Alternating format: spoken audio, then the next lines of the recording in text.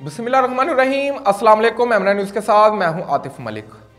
तहरीक इकामत दीन की एक अहम ज़रूरत यह है कि मुस्लिम मुआशरे की इस्लाह हो और वो इस्लाम का अमली नमूना बने।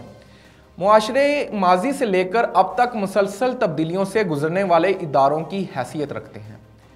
इब्ने खल्दून के मुताबिक इदवार में तब्दीली और वक्त के गुजरने के साथ कौमों कबाइल की सूरत हाल में तब्दीलियाँ भी नागज़ीर बन जाती हैं। एक सर्वे के मुताबिक हमारे मुआशरे में 99% लोग ऐसे हैं जो अपनी तरजीहात तय नहीं करते।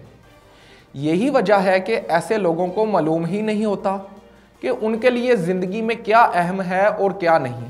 मुक़द्दस किताब कुरान करीम में ज़िक्र आया है कि अगर कोई मुआशरा अपने नफ्स को बदलने की कोशिश नहीं करता तो फिर रब उनके अंदर को नहीं बदलता। मगर आज के दौर में बात इसके बिल्कुल बरक्स है, क्योंकि हमारे तलीमी इदारों में पॉलिसी बनाने वाले ऐसे माइंडसेट परवान चल रहे हैं जिसमें अखलाकियात और दीन और मज़हब हमसे दूर किया जा रहा है। इसके पीछे कौन सा प्रोपेगेंडा है? कौन लोग हैं जो एक ऐसी तालीमात को परवान चढ़ा रहे हैं जिनका मज़हब इस्लाम के साथ कोई ताल्लुक़ ही नहीं? कभी कॉमसेट्स यूनिवर्सिटी के सिलेबस के ज़रिए तो कभी 11वीं जमात के सिलेबस इमरानियात की किताब में बच्चों को इस बात की तलकीन की जाती है कि मुआशरती तब्दीली में रुकावट बनने की वजह मज़हब है, सिर्फ मज़हब है। क्योंकि मज़हब इस्लाम औरत को पर्दे का हुक्म देता है और मुआशरी तब्दीली में रुकावट पर्दा है। और साथ लिखने वाला ये भी लिखता है कि कुरान में सूद मना है और मौजूदा दौर में कोई भी मैशियत सूद के बगैर चल ही नहीं सकती। चनाचा ये भी मुआशरती तब्दीली में रुकावट है। मैं आपसे पूछता हूँ कि क्या इस्लाम एक मुकम्मल ज़ाब्ता हयात नहीं है?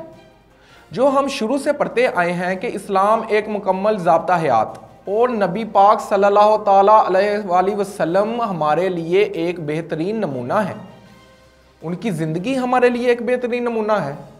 वो मज़हब जो सूद लेने वाले और देने वाले पर लानत करता है, वो मज़हब जिसने औरत को उसके हकूक़ देने में अहम किरदार अदा किया, आज उसी मुआशरे में औरत के लिए रुकावट है।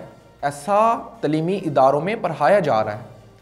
तो ये कौन सा तबका है जो हमारी आने वाली नस्लों को इस्लाम के ख़िलाफ़ तैयार कर रहा है? तालीम से नस्ल बनती है, कौम बनती है।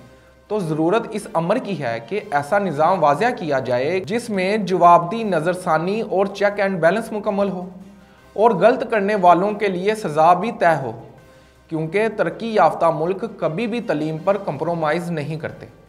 इसी के साथ अपने मेज़बान आतिफ मलिक को इजाज़त दीजिए। अल्लाह निगहबान।